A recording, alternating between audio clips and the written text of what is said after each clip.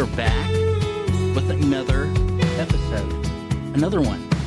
We're almost like, I don't know, like veterans at this. This is like whole episode number 12. And it's been really cool. So our last episode, we got to hang out and talk with a teacher that we got to spend some time with. About 4 years, I think we worked with her, and it was really cool to be able to catch up and talk about her perspective as a general education teacher and bringing in students in her classroom and really pushing for inclusion and talking about the different benefits that she's seen in students being able to be a part of that. So that's my dog. So, big deal. It'll be all right. That's Captain. He's the one that, never mind. We'll get into Captain's story some other time.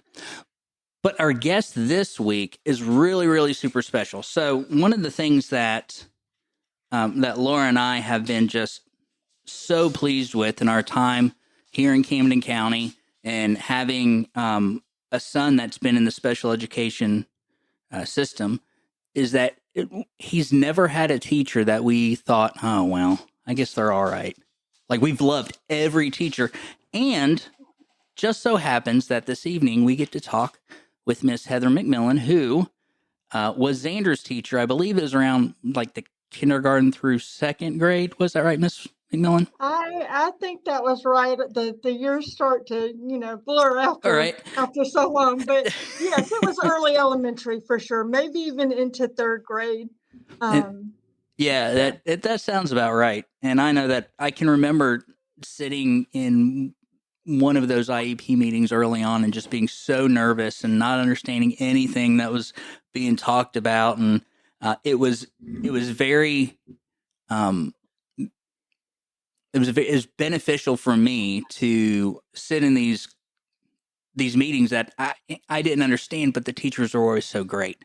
And they were willing to walk along with us and explain things to us. And so this evening, we're talking, like I said, with Miss Heather McMillan. I'm so excited.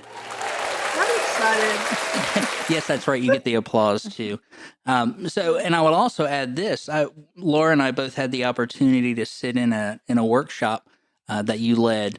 I believe it was the beginning of this year, right? Was it the beginning of this year? Right. And it was fantastic. I just want you to know that we walked out of that with a lot of great ideas, a lot of direction. And so as parents and as fellow teachers, we really appreciate everything that you have done. Well, thank you. I appreciate that. And, I don't do everything right. That's one of the first things I tell my parents when I meet new parents, with new students, is I'm not going to do everything right. And we're not always going to agree.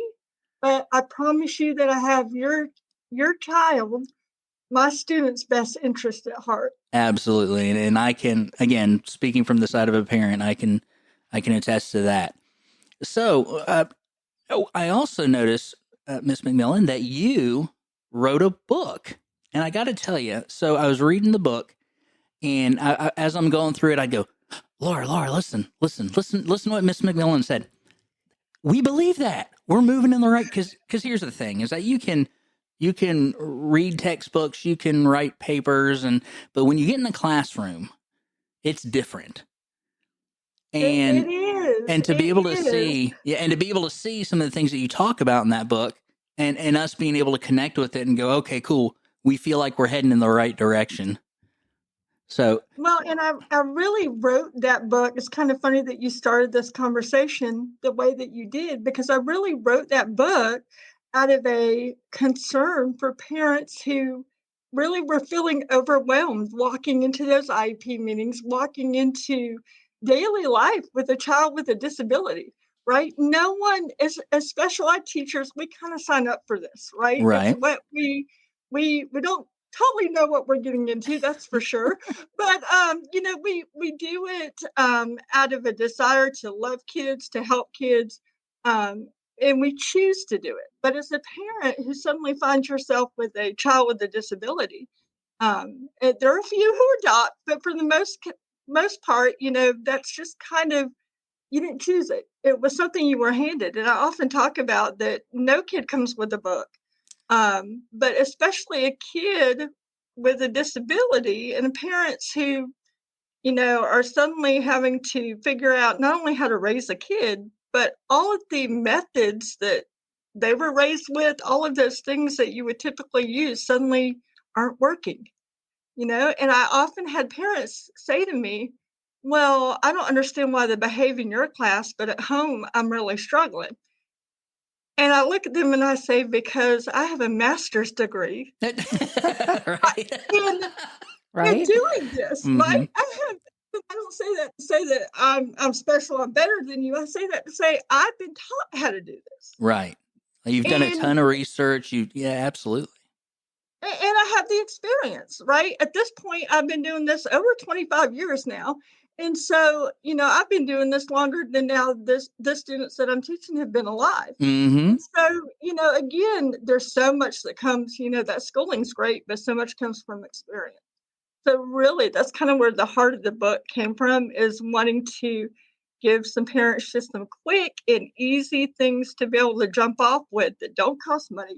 You don't have to be an expert to do, but they make a big impact. And that's kind of, where it came from. Well, and one of the things that you said one of the things you said in the book that really stood out was we typically parent the way that we were raised, right? We're a reflection of our parents, and when you add a student or a child with special needs, that kind of flips it even more. So it's like the same thing. And I found that in our own home, that the same ways that my parents raised me, those methods didn't necessarily work for Xander. Like there had to be a different approach to that. So I want to ask Right. you. I want to ask you some questions, Miss McMillan. Miss McMillan. I'm going to keep calling you Just that. call me Heather, Gerald. I Just don't call know. me Heather. It doesn't feel right. All right. So, like you just said, you've been in this game for 25 years. I don't know many people that do anything for 25 years. So, what was it that inspired you to become a special education teacher? Like, and then kind of to tag on to that, how's your perspective on teaching evolved over the years? Well, it's kind of funny. I always knew from the time that I was young that I wanted to be a teacher, not necessarily kids with special needs, but a teacher. So that's, since I was probably 8 years old. But then as I, kind of thought some more, and to be honest with you, it's so funny how God works, right? To be honest with you, I decided to go into special ed because there were more scholarships for schooling. Isn't that kind of funny, Okay. right? And so that to be perfectly blunt and honest, that had an impact on it, right? And I really thought, okay, I'm going to teach kids with learning disabilities, kind of some mild impairment, maybe some dyslexia. And then I got into my first job, and the first job that I got was teaching kids with moderate severe disabilities. And it took me about 6 months to decide I love this, right? Yep. This is what I love. And I kind of, when I think back to doing some of my practicums and such, I was always drawn to the students who needed a little bit more assistance, right? That was kind of always just where my heart was. And so that's really how it started. Also, when I was in college, and this really plays a lot into where the book comes from and my understanding and empathy for parents, is that I was a personal care attendant for a friend in college who had spinal muscular atrophy, which is a degenerative disease similar to MD. And so she was basically quadriplegic, but she had, cognitively, she had normal cognitive ability. She was going to school, but needed full-time round the clock care. And so that was my job in school, as well as going to school full time. And that really gave me a lot of understanding, and uh, from both a practical side of what I needed to do as a teacher, as well as some empathy and understanding of what goes into caring for someone 24 hours a day. So it's kind of a neat overlap, just something that God brought into my life to really prepare me for the things that I would do later. And as far as, things that have changed my perspective, when I first started teaching, I was young, I was not married, I didn't have kids, and you kind of go into it gun ho and like, enthusiastic and I'm going to save the world. And, Yep. I mean, I knew I wasn't going to go. You do, right? And I knew I wasn't going to go in and suddenly cure all these kids with autism and, cure kids with CP. I knew I wasn't going to do that, but I was going to make a huge difference. And I'm not saying I haven't, but it's just kind of it's a little bit different when you get in there and you suddenly have a lot of kids and a lot of different things pulling at you, right? Different expectations. But as once I had my own kids, really had got to know families better, that perspective of doing what the kids need, what's meaningful to the kids, despite what the standards say, Mm-hmm. finding ways to make those align. And what's meaningful for one kid and what's meaningful for one family is not for another family. Oh, So absolutely. that's kind of, how that changed for me. I love hearing stories of how people got into teaching because some of them are fantastic. So I've never met anybody that said I knew I wanted to be a teacher when I was 8. Now my dad, who is a pastor here in this county, he knew when he was it 13? I think he says like he I was going to think be it a was before pastor. that, maybe. Listen, I'm 47 years old and I'm still trying to figure out what I want to be when I grow up. But I am enjoying what we're doing. And so, Laura's story, we've shared it before, and in my stories, it's just neat to hear how people are drawn into the education system. Right. And it is all different. And that perspective that we come in with really does color who we are as teachers. Oh, absolutely. Hey, tell me more about that. So when we come into it, coming into it with all this background kind of things, it makes such a difference as far as, how do we approach it? Do we approach it strictly as let's sit down and let's learn this academic?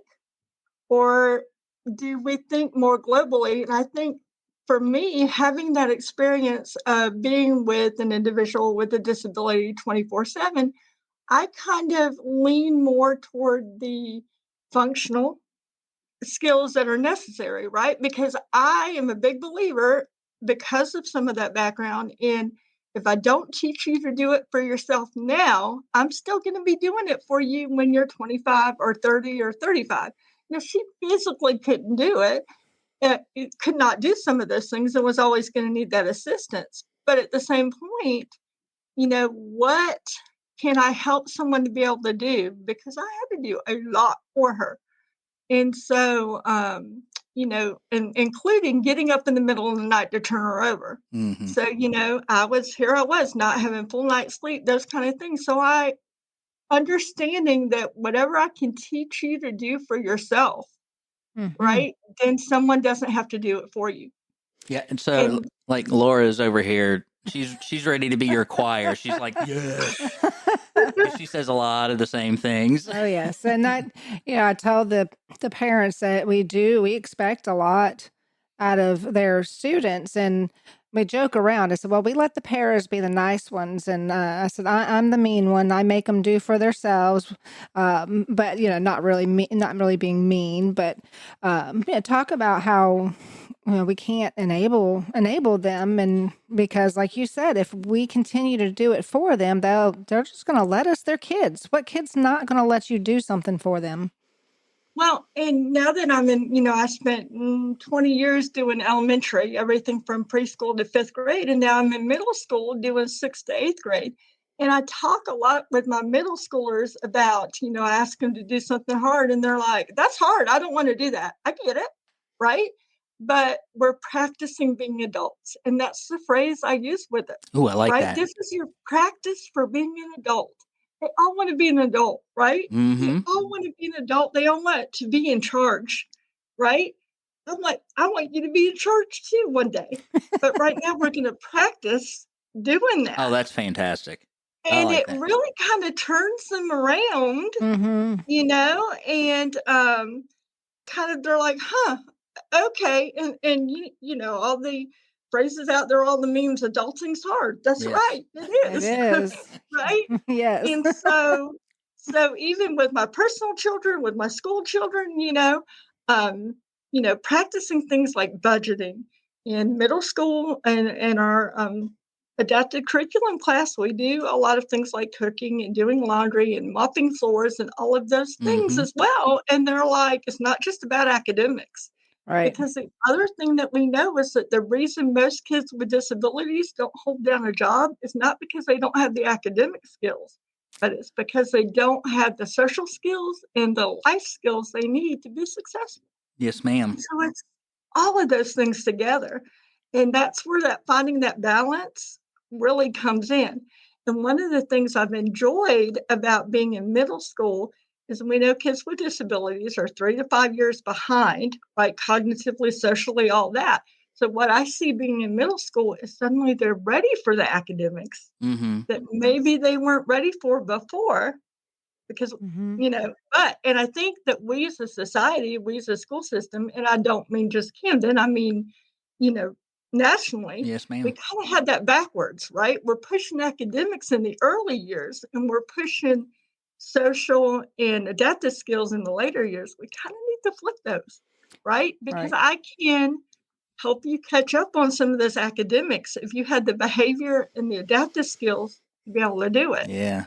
Yes, that's encouraging to us because we are at the elementary level and are seeing that, and then we get concerned because they're not academically moving where we feel like they should. But so that is encouraging to know that once they get up to your level, a lot of times they have they've matured and through some hard work they're ready to attend and ready to work, and that there is more of a chance to catch up. That's encouraging it to us at our level absolutely. for sure. Well, and if they're coming to me at say 11 years old and they're 5 years behind, that puts them at 6 years old, right? And so what is a 6-year-old ready to do? Learn to read, learn to do some math. Suddenly they're ready. I mean, we could go into a whole thing about how I think that regular ed system is pushing kids too young to do stuff they're not developmentally ready for as well. Ooh, I don't know if we've got enough time for that, because I know that's one we would definitely be a part of that conversation, and it might go till Sunday. So Right? Definitely. Kind of getting back to your book a little bit, and talking about this helping the kids do for themselves, and what are some of the key strategies from your book that are proven to be most effective when you're supporting the parents of children with disabilities? Right. Well, one of the things is so simple, but it's so hard to train ourselves to do as adults, and that's to give kids choices, right? You get into this power struggle with kids because they want to be in charge, they want to be adults. And so when you're constantly telling a child, no, or you can't do that, then you get into this back and forth power struggle with them. Whereas when you give them a choice, and sometimes the choice, it's about keeping our end in mind, right? What do you want? Well, I want you to be safe ultimately as a Right. teacher, right? I have a student right now who, for whatever reason, has decided that standing in the chair is fun. Ah, And I'm like, no, I mean, okay, maybe, but it's not safe and we're not going to do it. So the choices are, if I tell the child to sit down, she's going to yell and scream at me. I don't want to. I want to stand. If I say, you have a choice, you can stand on the floor or sit in the chair, then she'll say, okay, and she'll get down and do one of those two. And I still get what I want. What I want is you not to stand in the chair because it's not safe. right. And so really it's about framing choices the way that kids want. And right, that doesn't cost any money. There's no supplies, but it's a mindset change for us. And that's one of the things I talk about in the book. As teachers, as parents, you can't force the child to do something behaviorally, right? You can make it worth a while to do it, but you can't force anybody to change their behavior. Right. So the only person's behavior I can control is my own. And I say that a lot to my students in middle school. It's that back and forth. He's looking at me. Okay, I make him stop looking at me. I can't. Can't do it. Yep. But you can choose to turn around, you can choose to close your eyes, you can choose to do all of these other things because you're in control of you. Mm-hmm. And again, that's teaching them to take responsibility for themselves. So that's one of the big things. Another one is positive reinforcement. And I know y'all use this all the time in your school and with your students. And I hear so many times, we don't want to be bribing kids. Right. We're not bribing kids. So, I mean, I love my job. I've done it for 25 years. But if I didn't get a paycheck at the end of every month, Right. then I probably wouldn't still be doing it, right? I mean, there are days that the only reason I show up for work is because I know at the end there's going to be a paycheck. I mean, and Mhm. again, that's just being brutally honest, Yep. right? Right. But there are things we all get reinforced or rewarded for the things that we do. There are consequences, good and bad, right? And that's a big thing to teach kids, that it's your actions that have consequences. I didn't give you the grade. I've got a student today. You made me move. Well, I gave you a warning. I said you either had to, leave your hands off that child or I was going to move you. And that was your choice. Number one, I Mhm. gave them a choice, right? Mm-hmm. And number two, when you chose to keep touching the child, then I followed through, right? And there was a consequence. And the consequence if he had left his hands off of him would have been he got to stay there, right? Absolutely. And that's a positive Mm-hmm. reinforcement. It's not always a candy or tangible or those kind of things. Again, doesn't cost any money. So many of our kids, and I think that y'all can probably attest to this as well, they want attention, Mm-hmm. right? As parents, we're busy, right? I know. I my kids are almost fully grown now, but they still want attention. And it's one of the most costly things that we have as adults, right? Is our time and our attention. Right. And so many times any child, but especially a child with a disability, doesn't really care, number one, if that attention is positive or negative, and they will do whatever it takes to get your attention. Right. And so that attention is so rewarding for kids. And again, it doesn't cost a thing, but we have to be intentional. Well, Mm-hmm. and you're talking about this attention, and that that's across the board as far as these kids go. All kids want attention. However, what's even more, I think, plays into it even more with our students with disabilities is that there is a kind of a common slide to putting electronics in front of our kids, right? So, like you said earlier, we don't have a book to tell us how to raise our child with special needs, and so what we do is we try to do things to just keep them happy or keep them right. And so then we start giving them these things, but then at the end of the day, it's not the iPad that they want. It's not the computer that they want. It's not the video game that they want. They want to know that they matter to somebody and they want that attention, like you said, and they'll do whatever they can to get it. Now, let's move on. Got another question. Here we go. Ready? Yep. Are you nervous? No? Good. Should I be? No, ma'am. No, ma'am. Yeah, you're good. So, what are some of the most significant changes you've seen in the field of special education over the past 2 decades plus, and how have these changes impacted your teaching methods? So one of the biggest things, because so I was teaching before No Child Left Behind came through, right?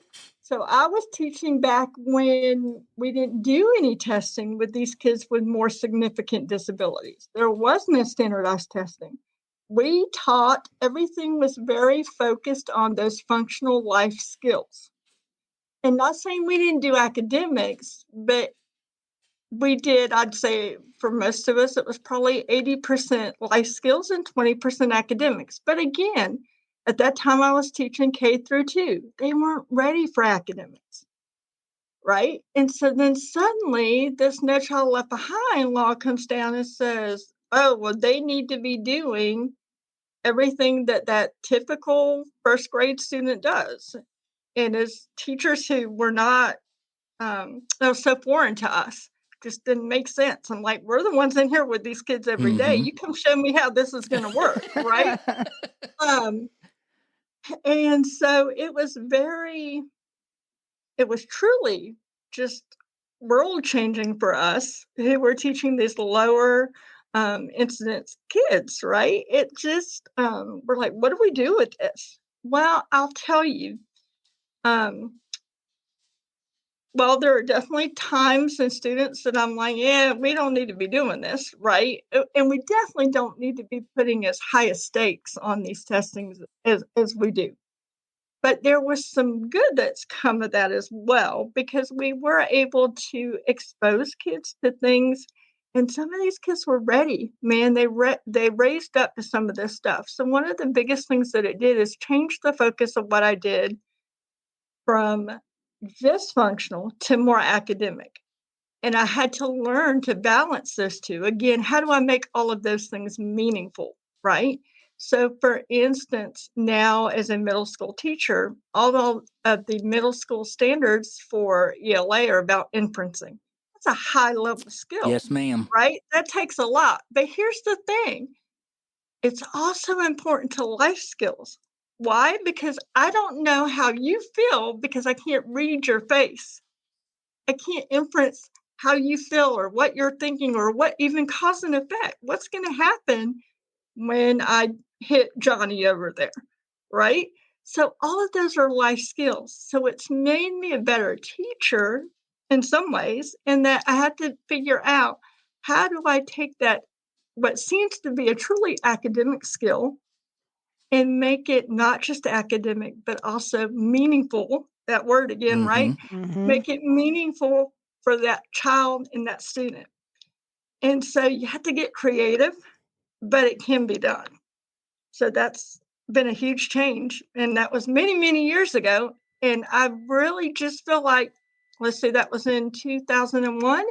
So that's been 24 years ago. And I really just feel like in the last couple of years that I've really kind of gotten the hang of being able to balance those two. Oh, gotcha. Yeah, and that's one of the things that Laura and I talk about on the regular because and I know that you experienced this as well. Is that in that one classroom, there's such a broad spectrum of needs, right, that the students Right. have, and so one of the things that we've been trying to figure out, and we would love to hear you address this, is how do you do that? How do you have a classroom that is full of all these different individual needs, and how do you address those needs and give that child the best chance at moving forward and progressing?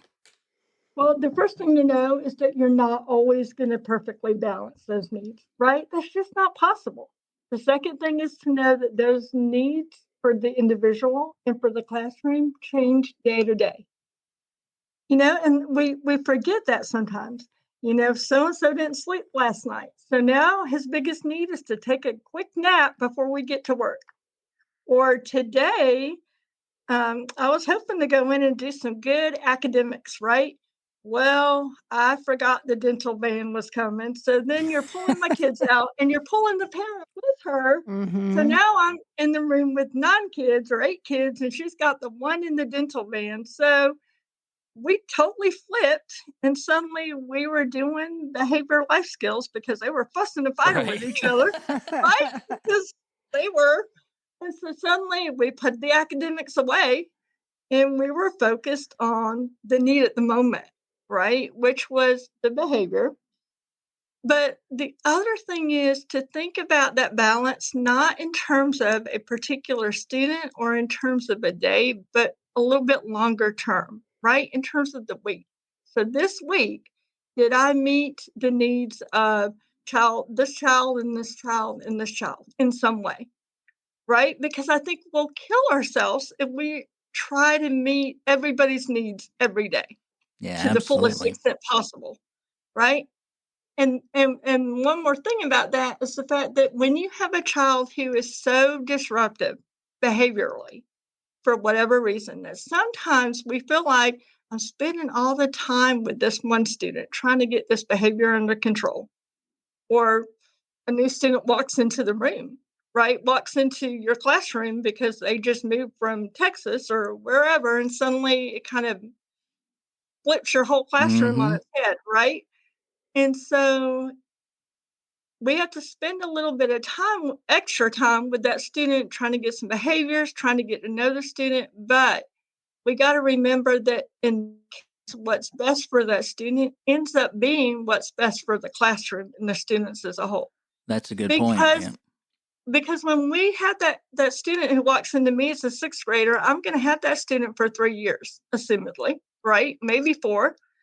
And so if I can take the first 6 months and kind of deal with some of those behaviors and, let that child know what my expectations in my classroom are, then the next 2.5 years are a lot better and Mm-hmm. everyone is served a lot better.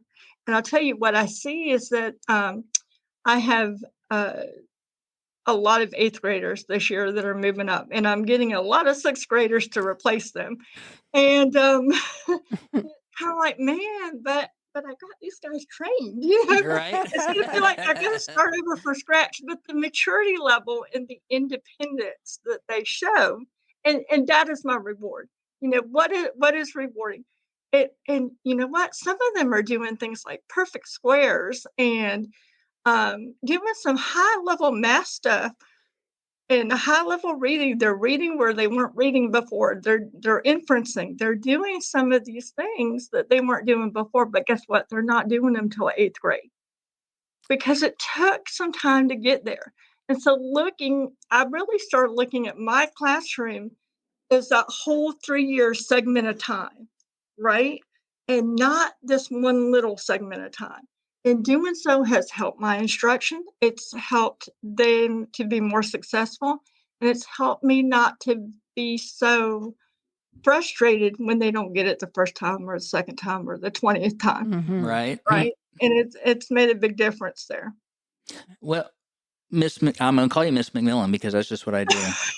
We are coming towards the end of our time together, so there's a couple things that I want to mention and get you to kind of answer some questions as far as your book. It's called "Ending the Power Struggle: 5 Strategies for Parents of Children with Disabilities." And where could somebody find that book? So it's on Amazon. Just go Okay. to Amazon and look that up, and it's right there. You can order it. It's available either in paperback or you can do a digital download. Excellent. And what's really cool is a lot of the things that you talked about using in your classrooms do transfer into the home, and that these same practices parents can use in helping to raise their kids. But Heather, I got one question for you that I didn't actually prepare for you, but Uh-oh. I know that it's okay. I know that your faith is a very big part of your life and your family's life. I know you and Mark. I've known Mark for a long time as well. Can you tell me and the listener the difference that the Lord has made in your life when it comes to how you do your job as a special education teacher? So I believe for me and for many special ed teachers that I come across, it's a calling, right? Everybody says to me, "How can you do this for 25 years?" Right? It's hard. And I don't disagree, it's hard.